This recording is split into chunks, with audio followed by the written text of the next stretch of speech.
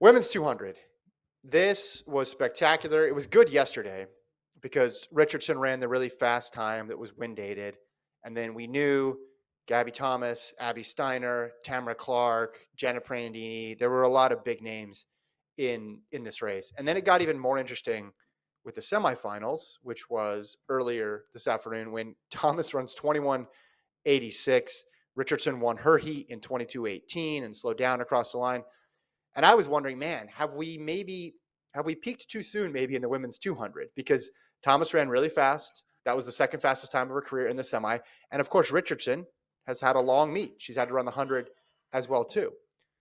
But I was wrong, Gordon, because the final was even better. Thomas 21:60, a hundredth faster than her personal best, that's the sixth fastest time in history.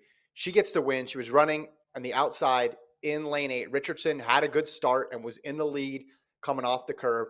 Thomas was so strong, though, over that last 100, overtook her. Richardson gets on the team, second place, a PR, 21:94. And then Kayla White, a little bit of an upset there. Kayla White, she runs a PB, 22:01 to just edge Abby Steiner, who ran 22:07. Man, it just the journey of Thomas from what she did in the Olympic year and how fast she ran there to the injury and not getting on the team in 2022, right back again to the top. And I think, obviously, we'll talk more about Shrika Jackson and the pecking order in the women's 200, but she's in a better position now relative to the world than she was 2 years ago. And just, I was so impressed with her composure and how she just was able to work her way back. She ran some 100s, she ran some 400s, and now runs the fastest 200 of her career. I think people might have forgotten how good Gabby Thomas was because of what happened last year. Yeah. And sometimes injuries can be detrimental to a career where some people don't come back from them. Some people, yeah, they come back, but they never have that same spark that they had pre-injury. And we had no idea how Gabby was going to respond to it. Obviously, last year was a mulligan year, but clearly she is acting like last year was the Olympics and running 21:60, getting the win.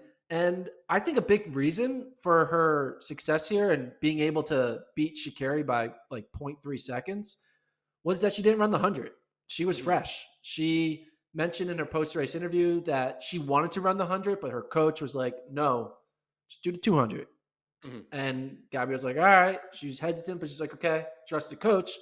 And clearly it worked because you could tell Sha'Carri was a little bit tired in that final 75 of the final 200. She As she ran, should be. obviously, As she should ran be. well in the 100. She ran three Yeah. 100s, then Mhm. two 200s. That's sixth race in 4 days. It's going to take a lot Yeah. out of you. And especially when Sha'Carri ran that 21:6 in the prelim day, Mhm. you Mhm. know, I think Sha'Carri has the ability to be more in the conversation with Gabby Thomas and Shrika Jackson. But I think with the tight schedule and her doing the 100 beforehand, it kind of played into Gabby's favor. And Gabby's not just an elite talent, but a world class talent. She took advantage of it and put together a mark that may stay as the world lead until, the global final. A lot of times people want to second guess the coaching. Why do they run this event? Why did they run that event? Why did they choose to do this path instead of that path? And you're right. This is a case where Thomas and her coach, Tanja Buford Bailey, played it perfectly. Played it perfectly, saying, we're not going to run the 100. This is not the Olympic trials where the meet is spread out over a couple weeks. This is a 4-day meet. It's a compact schedule. The 100 is shorter than the 200, obviously, but it's unforgiving as well, too. And the cumulative toll of all the racing, the mental and physical energy that it takes to get up for it, you could see she was super fresh. I mean, she looked so good in that semi. Like that curve in the semi, it looks so smooth. The transition to the straightaway was so good.